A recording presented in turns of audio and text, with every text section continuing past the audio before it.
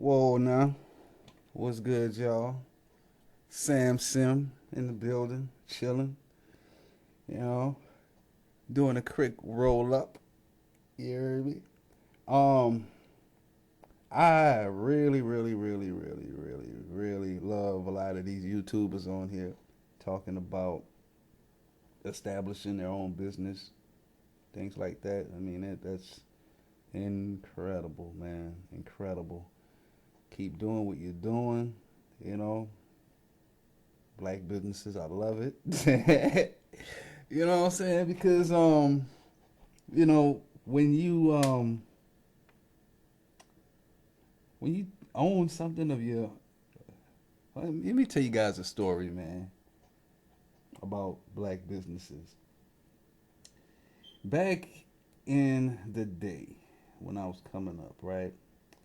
My cousin stayed in New Orleans, stayed on Gibson Street, right? St. Bernard Project. And right at the corner of Gibson and Sear Street, there were two corner stores, like one on each side. Um, the corner store that sat on the left side of Sear Street was black owned, and the corner store on the right side was owned by some Arabs, right? And the thing about these two places was, you go inside the black store, which that was the store that I automatically chose at first. It's automatically. I mean, I just had this conscious mind when I was 16, 17 years old. Like, I'm gonna just go mess around with these black folks, and support their store. And the store was kind of dusty. They didn't have as much of a variety like the Arab store, but that didn't bother me at all. It didn't bother my cousin at all. We would just go to the black store, and then after a while, of me going there, I'd say maybe 'cause they didn't have the store long. They only had the store up for like maybe 3 years, man. And I would sometimes, like on occasion, with a couple of my boys, we'd go inside the Arab store, and they get their stuff because when you go inside the Arab store, they're playing hip hop music, they're playing rap music. They another thing about the Arab store too, like by the project, they they had these plexiglass containers and shit, well, that they were in, like this bulletproof glass that they were in, especially at night. The store was filled with everything. The black store didn't have certain things like all white T-shirts and wife beaters. The cigars that they had at the black store, I would hear complaints that the cigars that everyone would roll their weed in wasn't fresh, right? But I would still go to the corner store at the black store and get my cold drinks and shit like that. I mean, you go inside the Arab store, it was packed with stuff. In the black store, you would go in and some of the aisles, like just they were empty. Just some of the shelves, they were empty. Wasn't too much in there in comparison to this Arab store, and it was kind of dusty in some spots. But I still supported them because they were black. But then I talked to my aunt about it. 'Cause I told my aunt too. I would rather go to the black store. And the building that they were in actually had some history because at one point the building caught on fire and these black folks acquired the building, black family, and started their own corner store. And they sold liquor in there as well. Um, but to make a long story short, I talked to my aunt, my cousin's mom, about this particular store. We sat on the porch and we talked about it. And she told me that she shops there as well, but she was cool with the store owner, one of the store owners, which was a lady, and she said that a lot of the black people who went inside of that store, who goes inside of the store, a lot of times they want stuff for free, they want the hookup, or they want stuff for a discount or on credit. And when they couldn't get it, they go over to the Arab store. And I'm like, I'm not coming over here anymore. I'm going over to the Arab store across the street. And I mean, the Arab store had it all tricked out up in there. They had arcade game, shit like that. You know, and it was, I guess, more attractive to go to. But still, in all, I would not support them. You know, so a lot of the brothers in the project, they would go to the King of the Hill. If anybody from the Seven Wall in New Orleans, then you know what I'm talking about. You know what I'm saying? And man, I mean, like when she told me that about like a lot of black people wanting to hook up and shit, I automatically knew because I seen it before. And like I say, like when you're running a business or if you're a black man with money, you got to be strict. You got to be very, very strict when it comes down to your own people because, they figure, come on, black man, we're both black. I mean, yeah, we're both black, so we both have to build. We have to build. And I mean, there's no one who told me this because I'm much older now, but I get questioned a lot about just my sense of understanding how money works and understanding business ownership because my cousin taught me a lot of this. He taught me engineering, taught me not even him. He was just one of the people, one of the elders in my family who taught me about owning a business. I mean, there were men who died before I was even born who have taught me about owning a black business. One of them is my great great grandfather, who I've acquired property from. Property was passed down to me. I'm his first great great grandchild, and he died um, what in 1971, I believe. He was like 78 years old. So I'll get into that in my gentrification video, but just the way we are with each other, man, as far as supporting each other. Um, I was like, wow, these motherfuckers is crazy because you're not going to the Arabs asking for a hookup, and they never did. I never ran into one person that ever asked any of them Arabs, hey man, can I hold this down till tomorrow? No, they didn't. And at age 16, that shit upset me. It really did. And when I went inside that store, um, I would pay them. I wouldn't ask for no hookup or anything like that. And I became real cool with them. They were real nice people. I never came in there short. And if I was short, I wouldn't go in the store. If I ever was short, I would never play no wino shit. You know what I'm saying? Some old give me the hookup type shit. That shit is aggravating because I wouldn't want anyone to do that shit with me. You know? So just the disrespect on that end, I still can't grasp it. I can't understand why black folks want to hook up like that. You know, especially coming from New Orleans, man. I mean, at that time it was like we was murder capital, and you know, every time you turn around, there's just another friend was dead and gone.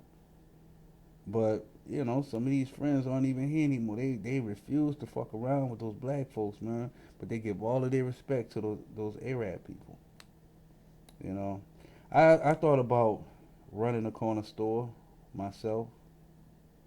And just running it with a strong arm, strong iron, strong iron fist. But I figured, man, a lot of these Arabs and these Koreans, they've taken that over so much to the point it's like, well, what do you do, you know? But I tell you one thing, man, I wish black folks did consider, running their own corner store. You know, there's a lot of money involved in it because my great grandfather, he owned a building on South Claiborne Avenue in New Orleans, uptown. Um, He had a barber shop there, had a corner store there, and something else. But you know, everywhere he bought property in the city, and I'm talking everywhere on each side of the city, uptown, downtown, and the West Bank. Everywhere he bought property, businesses are booming all the way around it. So, you know, when it came down to me, when my great aunt said, "Hey, well, Sam, you want your great grandfather's property?" I was like, "Heck yeah, man! All you got to do is just take care of the paperwork and pay the taxes." So, I've been doing that, and this particular area, like I tell you, it is booming around there. Every fast food restaurant is around there. There's the AMC Galleria. There's a Walmart. There's Lowe's. You know, and here I am just paying this property tax. And like I said, I've been getting calls. Been getting calls from a lot of white folks and Arabs and other immigrants who want to buy the property because I told a white partner of mine down there, like, yeah, I got the property and I'm just gonna pay taxes on it. And this asshole is gonna call me up like he's gonna get some kind of deal out of it, like, hey man, I got somebody who's interested in buying your property. I'm like, I'm not selling that, buddy. I'm not selling it because more than anything, it's sentimental to me. Because I've always heard that rumor growing up that, man, everywhere your great grandfather bought property, and this is my grandmother's grandfather that I'm talking about. Everywhere he bought property, seems to be booming. So going back to this barber shop on Claiborne, there was another family member who acquired that particular property, but this asshole sold the property to some Arabs. They bought it, and I tell you, every time when I pass down that part of Claiborne Avenue, cars all in front of the spot, coming in and out the corner store. Coming. They've even put like a urban clothing shop next to that, and the barber shop is there. I remember when I was this was like 1998. I was a young teenager at that time, and I'm telling my partners, like, yeah, man, that property right there, man. My great uncle, he used to own that barbershop. Matter of fact, the whole strip was owned by my great grandfather. Before some family members, some elders in my family sold it, and they were like, "What? Are you serious? Your family owned that?" And they didn't. They were like, "Wow." Yeah, I'm telling them, yeah, man. This is my grandfather. I mean, he rented a lot of property out. He built homes. He renovated homes, and he taught all of his grandchildren how to do this shit. And then in turn, my grandmother's brothers taught me a lot of these things. So I was blessed on that aspect. Um, Hell of a lot of stuff, man. And I'm just here to just share my experiences with that, and just to let everybody know that a lot of these guys on YouTube, when they start talking about the money and they start talking about black businesses and gentrification, it's real. It is definitely really severe.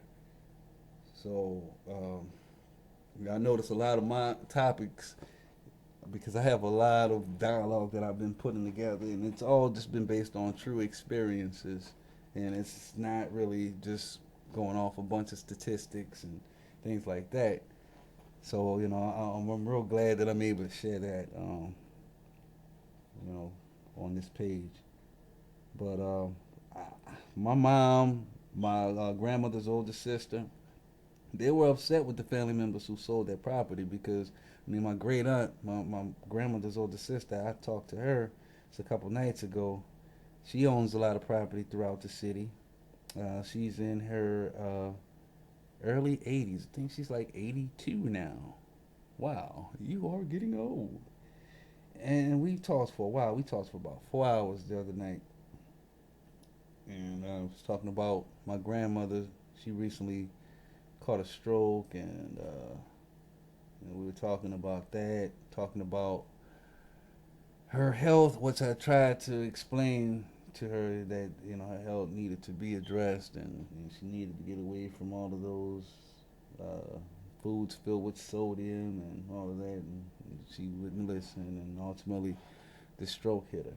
So dealing with that, and she was just telling me about how every time when she drives up Claiborne Avenue, how upset she gets. She has to turn her head when she sees that property there. And I told her, I said, man, you too, same shit. And we were talking about deeds because I used to work heavily in the mortgage field, uh, working on origination, underwriting, all the way to the lien release. So I have a strong knowledge on that. So I was just giving her some tips on how to acquire this one particular deed to this property that she was inquiring on, and she said the last person that ever signed anything in regards to that, any notation or any deeds that were filed, was back in like the 1920s. I was like, oh my God, we're gonna have to do some work on that one, But I'm glad that my family has that sense of ownership, man, and I just wish that a lot of black families was like that. My family that I speak about as far as the ownership, um, that's my mom's side of the family, and even on my step pop side of the family, my older brother, he owns his own business in Atlanta right now. And he always was an entrepreneur. Growing up in New Orleans, we would have Mardi Gras parades, and he would come out to the Mardi Gras parades with us. We were like kids, man. He's like 6 years older than I am, so he was like 15, 16 years of age, man. And we're in New Orleans, you know, chilling for the Mardi Gras, and here it is, big bro. He's catching all of these cups and catching coconuts and all of this. And then what does he do? He sells the cups. He sells the coconuts. Always an entrepreneur. So when I moved up here in Ohio, he started a club, nightclub, and so I have experience on doing that as well, which I was trying to explain to him. I mean, a lot of ideas he did take, and the ideas that he didn't take from me ultimately caused the downfall of that club. But now, he's been in Atlanta for a couple years, and he started a business. He has a sports apparel company as well.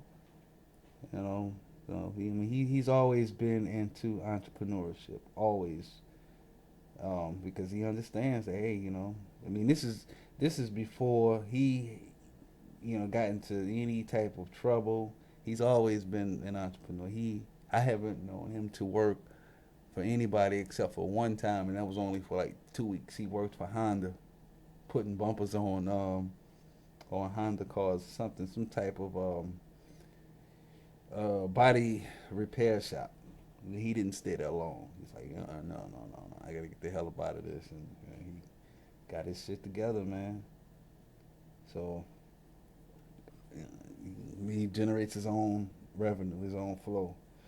My godfather, which is my great aunt, I was just talking about her son, and we're only like 15 years apart. He's like 15, 16 years older than I am, and he took that role as well as an entrepreneur. I mean, he's an engineer as well. He works as an engineer at an oil company in South Louisiana, but on the side, he owns several properties, buildings, with several apartments. It's an apartment building.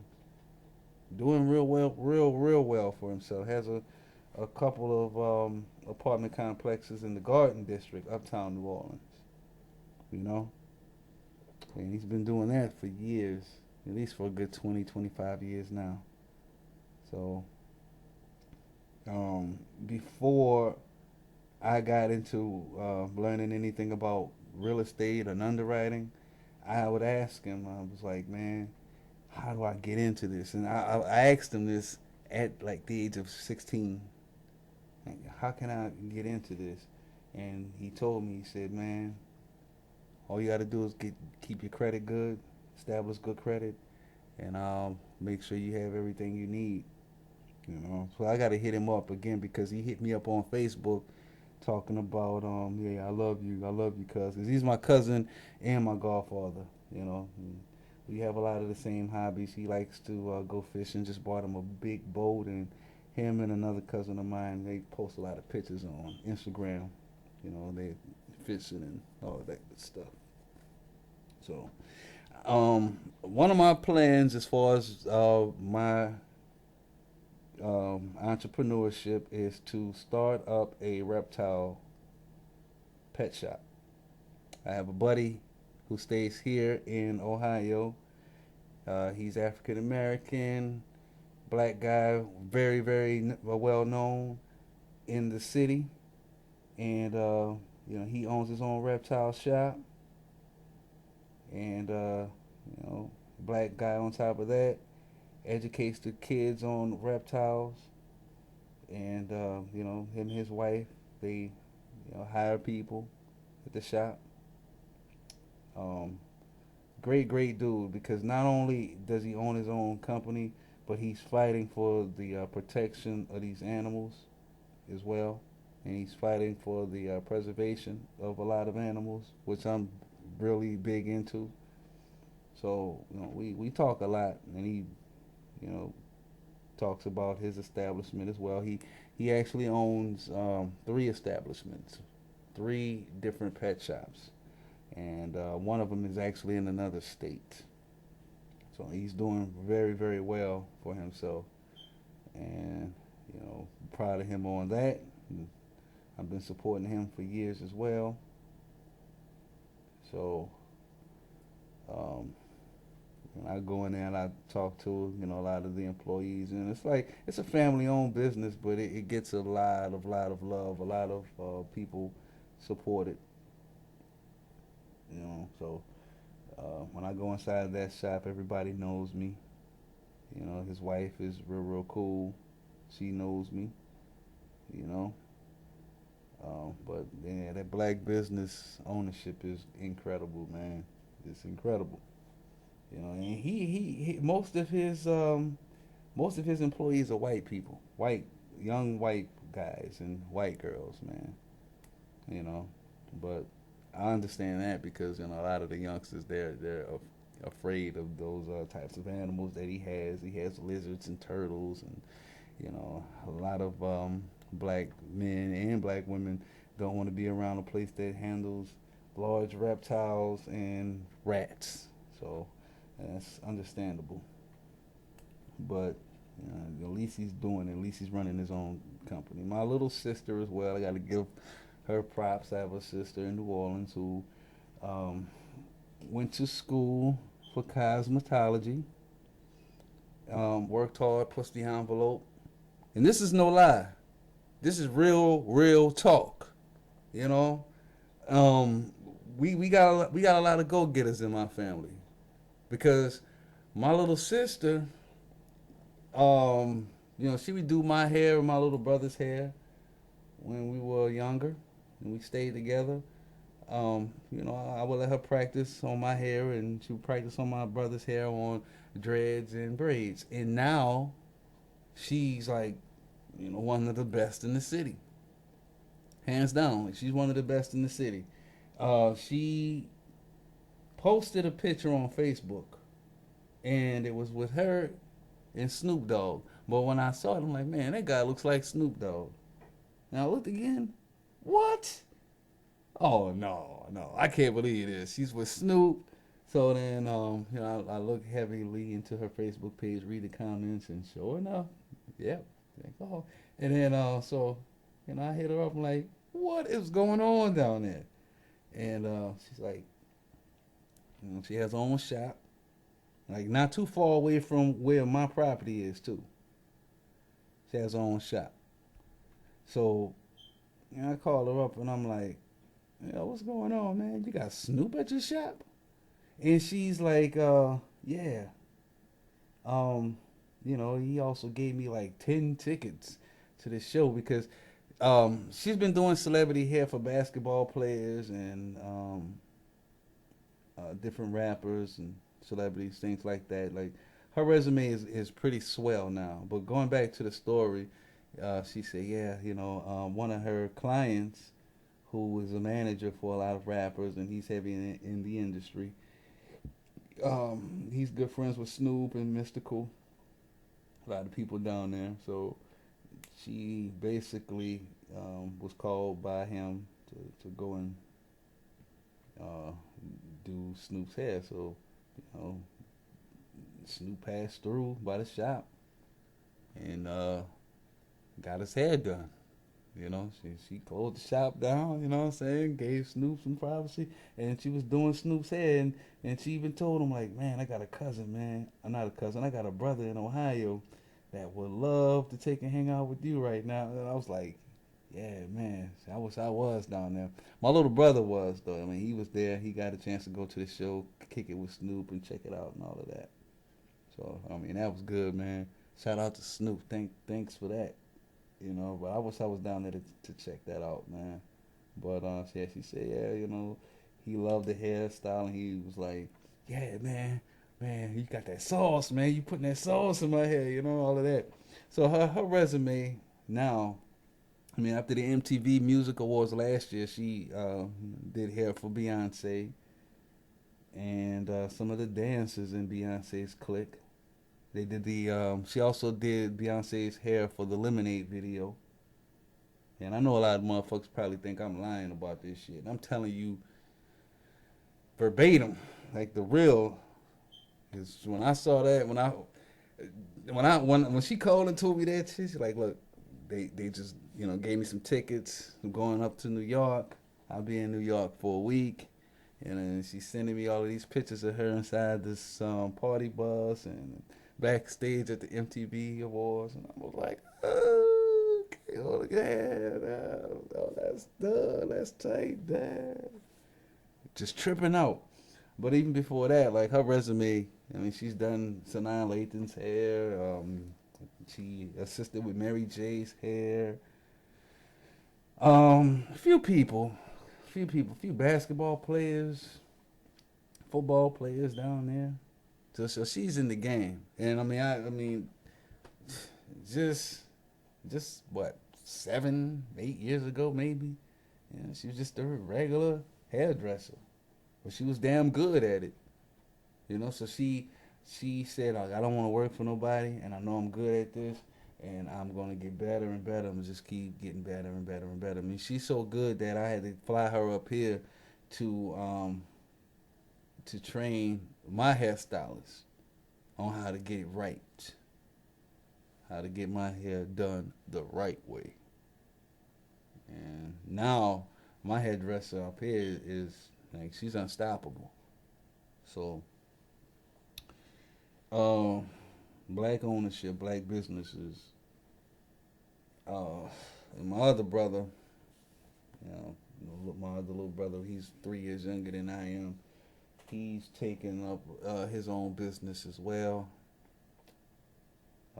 doing a lot of graphic design, and he has his own apparel company as well. He also does a lot of logo designing for other people, stuff like that. So it's like, all right, that's cool. Um, we have quite a few people in our family that's really really on it. You know, some of them understood that they may have hard roads along the way, rough roads, but just keep it consistent and everything will be cool. I'm gonna continue to keep doing videos.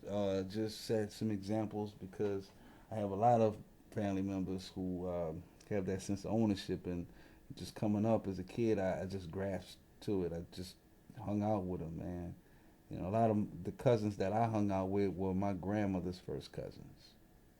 Just and her brothers and sisters to have that mentality at a young age on, a level of economical consciousness, right? So I probably do one just on my cousin who was an engineer. But when you have people in your family that, when you have strong black men in your family, 'cause I didn't even talk about another uncle of mine who, rest in peace, man. He worked for NASA. He worked for NASA.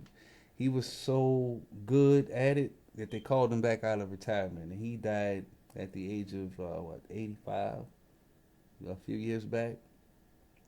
But he stayed out in San Francisco, him and his wife. His son was actually my cousin. He was in the reserve for a while, Navy Reserve, but when he first joined, he was just stationed all over the place. So they stationed him in Meridian, they stationed him in Virginia. He would fly jets off of planes. So when he stayed in Meridian and I stayed in New Orleans, we would hang out a lot. He would come in from New Orleans, or come in to New Orleans, and he would let me drive his sports cars and let me ride his jet ski. We would go over to Lake Pontchartrain and drive the jet skis and stuff like that. But his dad was very, very strict on education, big time strict on education. Need to call up my cousin and see how he's doing. Man, his dad, like I knew that whatever he did, he made a lot of money doing it. That's how it was when I was coming up.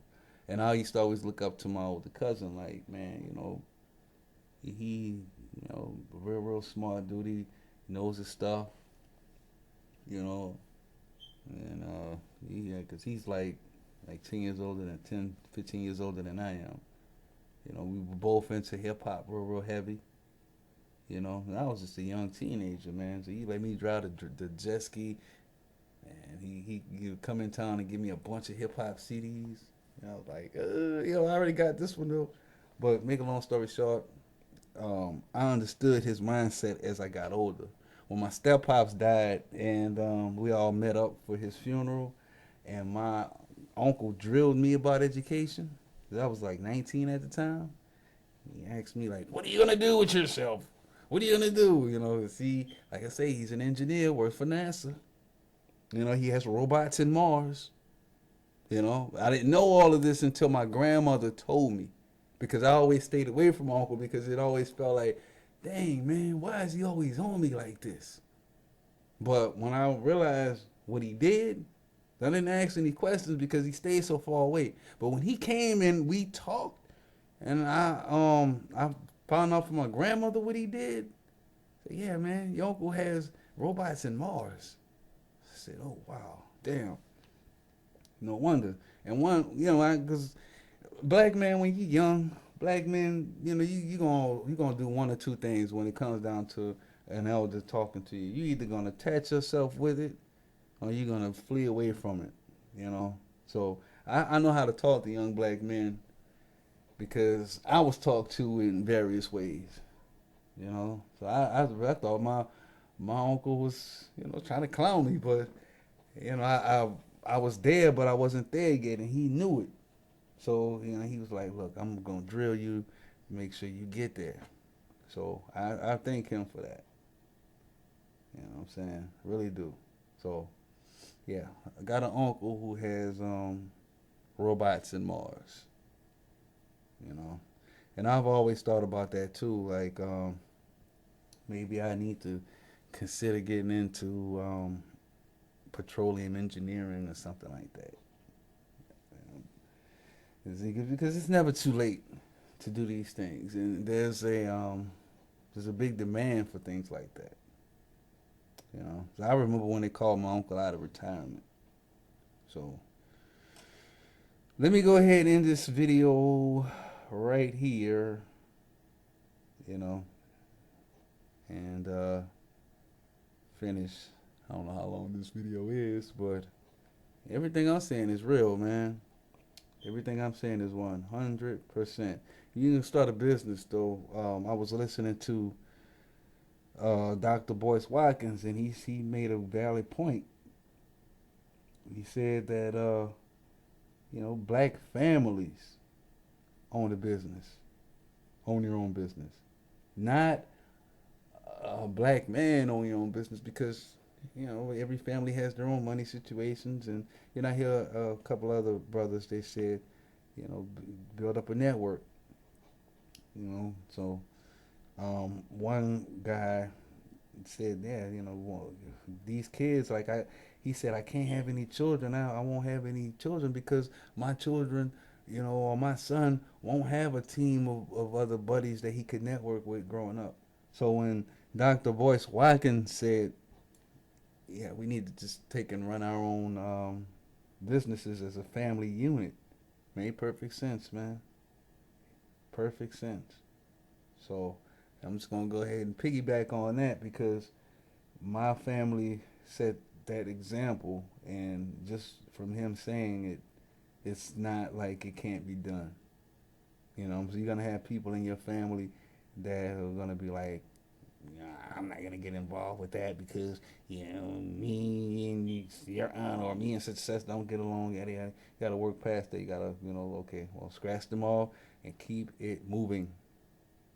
Seriously, keep it moving because you're gonna have people in your family who are automatically programmed by the elite. They've already been um, brainwashed by supremacy to do their own thing because they got them a job, and you know they feel like they're part of society, and let them feel that way. Just continue to do you, and go on from there. Um, so my reptile shop that I plan on opening up, uh, my ideas are basically dealing with the top end of exotic reptiles, right? And I say that because I own a lot of reptiles now, and all of my reptiles are on the high end, on the exotic side. I have a pair of boa constrictors that are rare, and I did some research, and I found out that I am the only person in the United States with this particular pair, and I'm competing with someone else who has the same pair. This guy's in the UK, so we are competing on whoever can produce the first uh, the first set of babies from these two rare South American boa constrictors. And when I say high end, I'm talking like at least $3,000 per snake. Of course, I'm going to have some of the cheaper ones as well, and I'm going to give away a lot of reptiles to some of the schools in the community. And I'm going to set up tanks and set up exhibits for them, for the classrooms or for the school for educational purposes, so that the kids can grow up without any fear of these animals. So not only am I going to sell them, but also going to be educating a lot of children on them, like my buddy does. So let me go ahead and get out of here. You guys be cool, man. Definitely be cool. And I'm out.